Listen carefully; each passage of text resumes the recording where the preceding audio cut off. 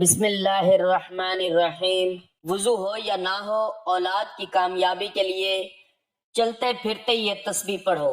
جو یہ تسبیح پڑھتا ہے اتنی عزت اللہ دیتا ہے کہ ہر زبان پر، ہر جگہ پر اس بندے کا چرچا ہوتا ہے۔ محترم ناظرین، یہ ایک ایسی تسبیح ہے، یہ وہ عمل ہے جو اللہ کو اتنا محبوب ہے کہ اللہ تعالیٰ فرماتا ہے وضو ہو یا نہ ہو، اولاد کی کامیابی کے لیے یہ تسبیح پڑھو۔ جو شخص یہ تسبیح چلتے پھرتے اٹھتے بیٹھتے پڑھتا ہے، اللہ تعالیٰ اسے بے شمار عزت سے نواز دیتا ہے۔ یہ تسبیح وہ عمل ہے کہ اگر اولاد پر کوئی پریشانی آتی ہے تو یہی تسبیح اس کا سہارا بن جاتی ہے۔ یہ تسبیح آسانی پیدا کر دیتی ہے۔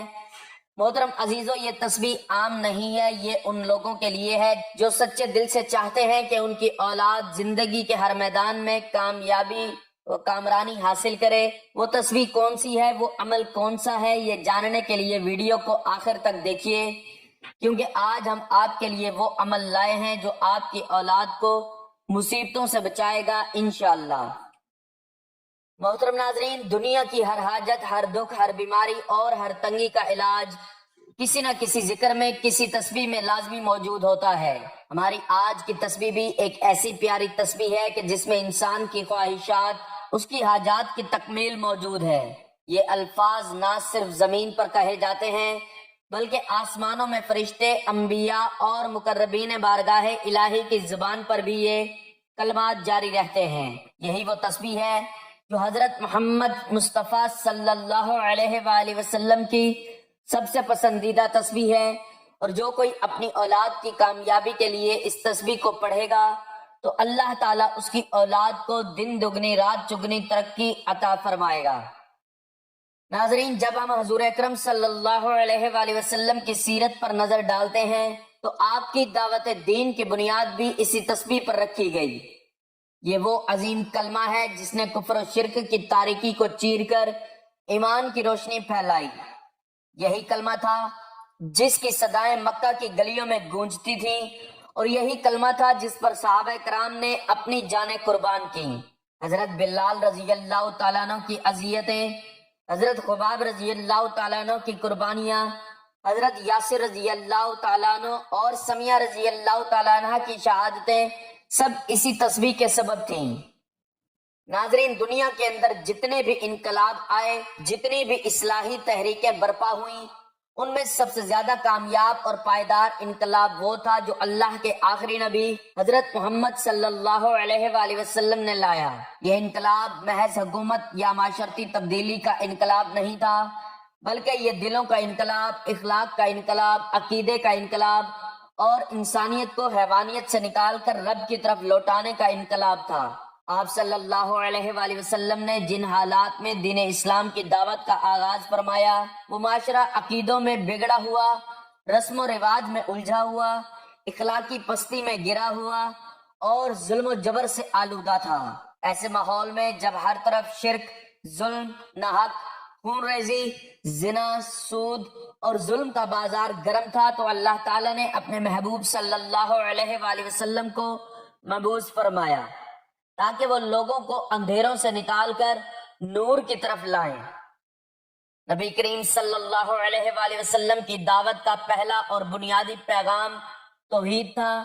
آپ نے سب سے پہلے جس بات کی طرف لوگوں کو بلایا وہ یہ تھی، لا الہ الا اللہ محمد الرسول اللہ، یعنی اللہ کے سوا کوئی معبود نہیں، محمد صلی اللہ علیہ وآلہ وسلم اللہ کے رسول ہے۔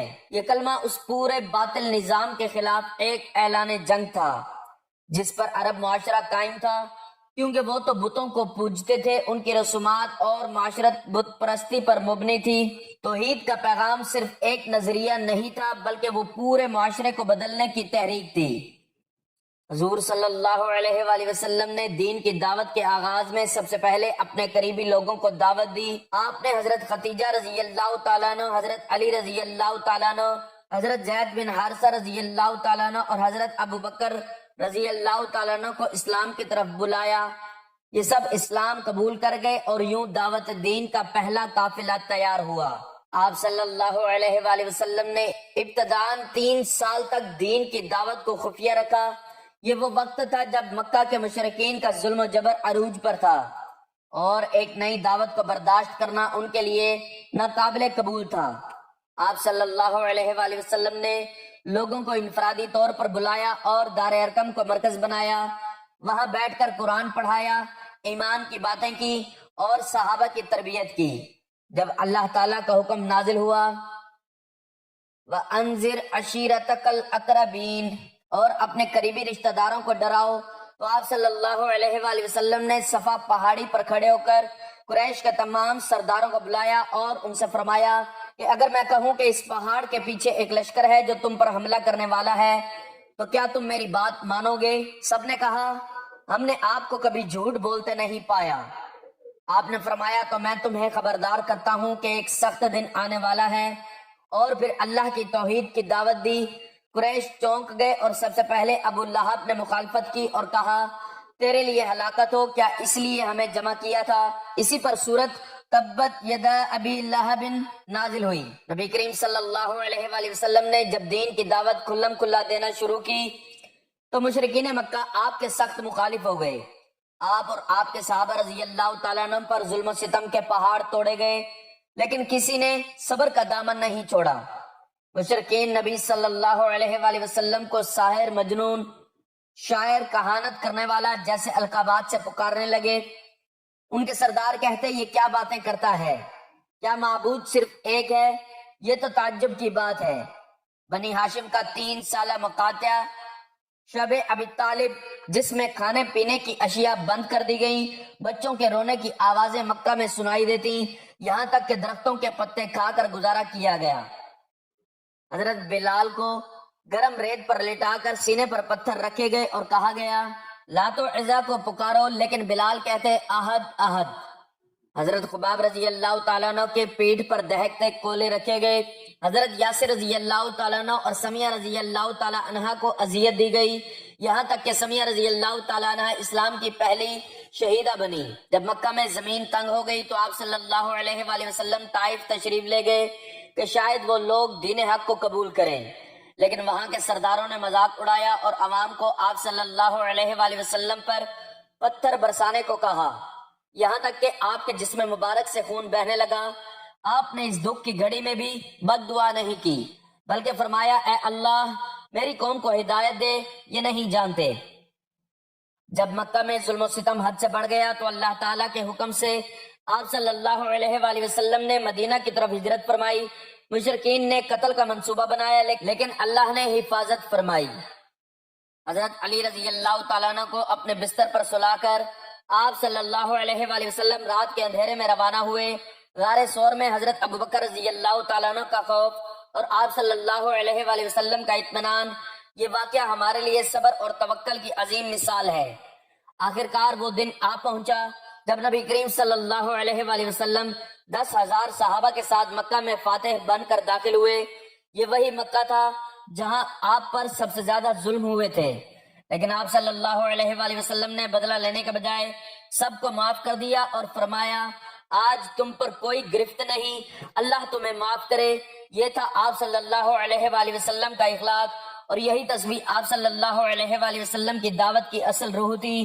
اسی تسبیح کی وجہ سے آپ صلی اللہ علیہ وآلہ وسلم پر اور آپ صلی اللہ علیہ وآلہ وسلم کے اصحاب و آل پر ظلم و ستم کی انتہا کر دی گئی، لیکن نہ ہی آپ صلی اللہ علیہ وآلہ وسلم نے اس تسبیح کو چھوڑا، نہ ہی دعوت حق کو چھوڑا، اور نہ ہی آپ کے صحابہ اور اہل بیت نے اس تصدیق کو چھوڑا۔ اس تسبیح کی وجہ سے اللہ تعالیٰ نے ہر آزمائش میں ثابت قدم رکھا اور آپ کی ہر خواہش کا احترام کرتے ہوئے آپ صلی اللہ علیہ وآلہ وسلم کو اپنے مقصد حق میں کامیاب رکھا۔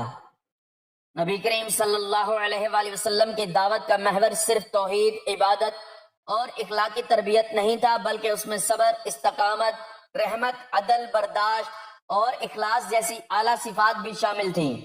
آپ صلی اللہ علیہ وآلہ وسلم نے ہمیں سکھایا کہ دین کی راہ میں مشکلات آتی ہیں، دل دکھتے ہیں، راستے بند ہوتے ہیں، لیکن صبر، یقین اور اللہ سے تعلق قائم رکھو تو وہی راستے کھلتے ہیں، وہی دشمن دوست بن جاتے ہیں اور اندھیرے اجالوں میں بدل جاتے ہیں۔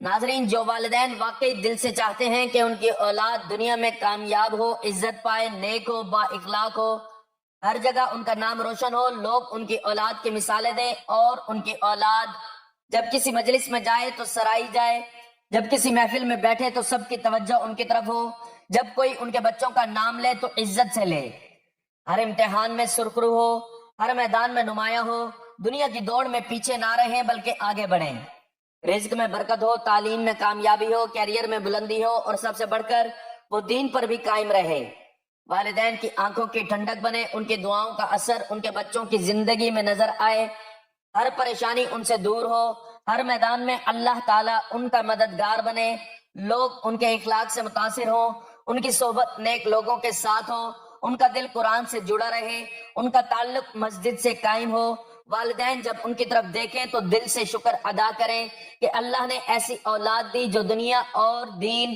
دونوں میں کامیاب ہے۔ یہ ہر اس ماں باپ کا خواب ہوتے ہیں جو اپنی اولاد کے لیے دن رات دعائیں کرتے ہیں، جو ان کی خوشی میں اپنی خوشی سمجھتے ہیں، جو چاہتے ہیں کہ ان کے بعد ان کی اولاد ان کا نام روشن کرے اور نیکی کا ذریعہ بنے۔ تو وہ والدین، وہ تمام والدین جو دل سے چاہتے ہیں کہ ان کی اولاد کامیاب ہو، عزت والی ہو، ہر میدان میں سرخرو ہو، دنیا اور دین میں بلند مقام پائے، وہ اس تسبیح کو اپنا معمول بنا لیں کہ وہ تسبیح جس کے ذکر کرنے والے کو اللہ رب العزت ایسی عزت عطا فرماتے ہیں کہ مخلوق خود بخود اس کی قدر کرنے لگتی ہے، لوگ اس کے کردار کی گواہی دیتے ہیں، دلوں میں اللہ اس کے لیے محبت ڈال دیتے ہیں اور دنیا اس کے نام سے واقف ہونے لگتی ہے۔ یہ تسبیح اللہ کے ایسے مبارک کلمات پر مشتمل ہے کہ جو شخص اسے روزانہ پڑھتا ہے اس کے راستے کی رکاوٹیں خود بخود دور ہونے لگتی ہیں، مشکلات آسانیوں میں بدل جاتی ہیں، اور جو مقصد دور نظر آ رہا ہوتا ہے وہ قریب آ جاتا ہے۔ اس تسبیح کی برکت سے انسان کا بگڑا ہوا مقدر سنورنے لگتا ہے، عزت و عظمت اس کے قدم چومنے لگتی ہے، یہاں تک کہ اگر خاک میں بھی پڑھا ہو تو اللہ اسے اٹھا کر سونا بنا دیتا ہے۔ تو ناظرین، جن کا رزق رکا ہوا ہو وہ کھلنے لگتا ہے، جو دروازے بند ہوں وہ کھلنے لگتے ہیں، اور دل کو ایک ایسا سکون عطا ہوتا ہے جو صرف اللہ کے ذکر سے نصیب ہوتا ہے۔ تو یہ تسبیح جو ہے کامیابی کا وہ زینہ ہے جو صرف زبان پر چند کلمات لانے سے دل و دماغ اور زندگی کو اللہ کی رحمت سے بھر دیتے ہیں۔ اگر آپ چاہتے ہیں کہ آپ کی اولاد دنیا میں کامیاب ہو، لوگوں میں ان کی عزت ہو، ہر جگہ ان کا چرچا ہو، وہ نیک بنے، آپ کے دل کا سکون بنے، آپ کی دعائیں ان کی زندگی سنوار دیں، تو روزانہ ایک بہت ہی خاص، پیاری اور عظیم تسبیح ہے، اس کو اپنی زندگی کا حصہ بنا لو۔ وضو ہو یا نہ ہو، کسی بھی وقت کسی بھی حالت میں زبان پر اس تسبیح کو جاری رکھیں، نماز کے بعد پڑھیں، چلتے پھرتے کام کرتے ہوئے یا دن کے کسی بھی حصے میں دل سے اس ذکر کو کریں، کم از کم 100 بار، اور اگر ممکن ہو تو پانی پر دم کر کے بچوں کو پلائیں یا گھر میں چھڑک دیں تاکہ اللہ کی رحمتیں، برکتیں اور محبت آپ کے گھر پر نازل ہوں، دل نرم ہو، رشتے جڑیں اور اللہ کا قرب نصیب ہو۔ وہ عظیم تسبیح ہے یا ودود، جس کا ورد انسان کو اللہ کی محبت کا مرکز بنا دیتے ہیں، دلوں میں عزت اور لوگوں کے دلوں میں جگہ عطا کرتے ہیں۔ اس کے ساتھ آپ بھی پڑھ سکتے ہیں یا رفیع، جو عزت و بلندی عطا فرمانے والا ہے، یہ اس میں مبارک مقام و مرتبہ بلند کرتا ہے، اور یا نافع بھی ضرور پڑھا کریں جو ہر نفع کا مالک ہے۔ یہ تسبیح رزق، صحت اور اولاد کی ترقی کے لیے بے حد مفید ہے، اور اگر آپ چاہتے ہیں کہ آپ کے بچوں کے دل علم، ہدایت اور روشنی سے بھر جائیں تو یا نور کو بھی ورد میں شامل کریں۔ یہ دل کو روشن کرتا ہے، گھروں سے تاریکی کو دور کر دے اور دل و دماغ کو روحانی روشنی عطا کر دے۔ یہ تمام اسماء حسنہ، یہ جو اللہ کے نام ابھی آپ کو بتائے، ان کو اکٹھا ملا کر آپ نے پڑھنا ہے۔ یہ نہایت طاقتور، مجرب اور برکتوں سے بھرپور نام ہے، ان کو معمول بنا لیں، روزانہ کے معمول میں شامل کر لیں، یقین رکھیں کہ اللہ وہ عطا کرے گا جو آپ کے خوابوں سے بڑھ کر ہوگا۔ تو جو بھی یہ ویڈیو دیکھ رہا ہے، اس وظیفے کو صرف خود تک محدود نہ رکھیں بلکہ صدقہ جاریہ سمجھ کر دوسروں کے ساتھ بھی ضرور شیئر کریں تاکہ انہیں بھی فائدہ ہو اور آپ کو بھی اس کا ثواب ملتا رہے۔ تو ناظرین محترم، آپ اس تسبیح کو کسی بھی وقت پڑھ سکتے ہیں، اس میں وقت کی کوئی قید نہیں، جگہ کی کوئی قید نہیں، آپ کو جب جہاں جیسے وقت مل جائے آپ اس تسبیح کو پڑھ سکتے ہیں۔ آپ اس کو کسی نماز کے بعد پڑھنا چاہیں تو بھی پڑھ سکتے ہیں، فجر، ظہر، عصر، مغرب، عشاء، کسی بھی نماز کے بعد اس کو پڑھنا چاہیں تو یہ افضل عمل ہے۔ اگر آپ کسی نماز کے بعد نہیں پڑھ سکتے تو آپ چلتے پھرتے، اٹھتے بیٹھتے کہیں بھی اس تسبیح کو پڑھ سکتے ہیں۔ آپ کے لیے ایک ہی شرط ہے کہ آپ نے اس تسبیح کو اللہ تعالیٰ کی ذات پر مکمل یقین اور بھروسہ کرتے ہوئے پڑھنا ہے. وضو ہو یا نہیں ہو، آپ نے سب سے پہلے نبی کریم صلی اللہ علیہ وآلہ وسلم کی خدمت میں درود پاک کا نذرانہ پیش کرنا ہے، کیونکہ ہر نیکی کی ابتدا درود سے ہوتی ہے. میرے ساتھ حصول ثواب کے لیے درود ابراہیمی ایک بار پڑھ لیں. اللہم صلی علی محمد وعلی آل محمد کما صلیت علی ابراہیم وعلی آل ابراہیم انکا حمید مجید. اللہم بارک علی محمد وعلی آل محمد کما بارکت علی ابراہیم وعلی آل ابراہیم انکا حمید مجید. درود پاک پڑھنے کے بعد آپ نے یہ سب سے افضل ذکر یعنی لا الہ الا اللہ، اس کی مکمل ایک تسبیح پڑھنی ہے. جب آپ نے 99 مرتبہ لا الہ الا اللہ پڑھ لیا تو آپ نے آخری مرتبہ پہلا کلمہ پورا پڑھنا ہے، یعنی لا الہ الا اللہ محمد الرسول اللہ. جب آپ یہ مکمل تسبیح پڑھ لیں تو اس کے بعد آپ نے ایک تسبیح یا ودود یا رفیع یا نافع یا نور کی ایک تسبیح پڑھنی ہے. ان 4 ناموں کو ملا کر پڑھیں گے تو ایک شمار ہوگا. اسی طرح آپ نے ان 4 ناموں کو ملا کر پڑھنا ہے اور 100 دانوں کی ایک مکمل تسبیح پڑھنی ہے. پھر آپ نے 33 مرتبہ تیسرے کلمے کا ورد کرنا ہے، جو کہ یہ ہے سبحان اللہ والحمد للہ ولا الہ الا اللہ واللہ اکبر ولا حول ولا قوت الا باللہ العلی العظیم. اس عظیم کلمے کے اندر اللہ کی پاکیزگی، شکر گزاری، توحید اور کبریائی جمع ہے. اس کا ترجمہ ہے اللہ پاک ہے، تمام تعریف اللہ کے لیے، اللہ کے سوا کوئی معبود نہیں اور اللہ سب سے بڑا ہے. یہ کلمات جنت کے خزانے ہیں. نبی کریم صلی اللہ علیہ وآلہ وسلم نے فرمایا یہ کلمات میرے لیے دنیا و مافیہ سے بہتر ہیں. اس عمل، اس وظیفے کی بدولت اللہ تعالیٰ آپ کی اولاد کو زندگی کے ہر میدان میں کامیابی عطا کرے گا. ہر جگہ آپ کی اولاد کی کامیابی کے چرچے ہوں گے. اللہ تعالیٰ ان کو بہت زیادہ عزت عطا کرے گا اور ان کی تمام مصیبتیں دور کرے گا انشاءاللہ. ناظرین، اللہ تعالیٰ کے ذکر میں وہ طاقت ہے جو قسمتیں بدل دیتی ہے، دل کو سکون دیتی ہے اور اولاد کے نصیبوں کو جگا دیتی ہے. جو بندہ اخلاص کے ساتھ، یقین کامل کے ساتھ یہ تسبیح پڑھتا ہے، اللہ تعالیٰ اس کے لیے عزت، رزق، محبت اور کامیابی کے دروازے ایسے کھول دیتا ہے جن کا وہ تصور بھی نہیں کر سکتا. پھر وہ جہاں بھی جاتا ہے لوگ اس کے اخلاق، اس کے نور اور اس کے مقام کی گواہی دیتے ہیں. دنیا اسے عزت دیتی ہے اور آسمانوں پر فرشتے اس کے لیے دعا کرتے ہیں. اولاد فرما بردار ہوتی ہے، گھر میں رحمت نازل ہوتی ہے اور زندگی میں سکون اور برکت قائم ہو جاتی ہے. اس لیے اے مومن، وضو ہو یا نہ ہو، چلتے پھرتے، اٹھتے بیٹھتے اس تسبیح کو اپنا معمول بنا لو، کیونکہ اللہ کے ذکر سے ہی دلوں کو اطمینان ملتا ہے اور اسی ذکر میں دنیا و آخرت کی حقیقی کامیابی چھپی ہوئی ہے. دعا ہے کہ اللہ تعالی ہمیں ہر وقت اپنے ذکر و اذکار کرنے کی توفیق عطا فرمائے، نیکی کی بات کو سننے، سمجھنے اور اس پر عمل کرنے کی توفیق عطا فرمائے. میرا سنانا اور آپ کا سننا اپنی بارگاہ میں قبول و منظور فرمائے، آمین. ناظرین، گزارش ہے کہ اللہ تعالیٰ کے 99 ناموں میں سے کوئی ایک نام لکھ کر کمنٹس میں ضرور شیئر کریں. اللہ تعالیٰ ہم سب کا حامی و ناصر ہو، آمین. جزاک اللہ.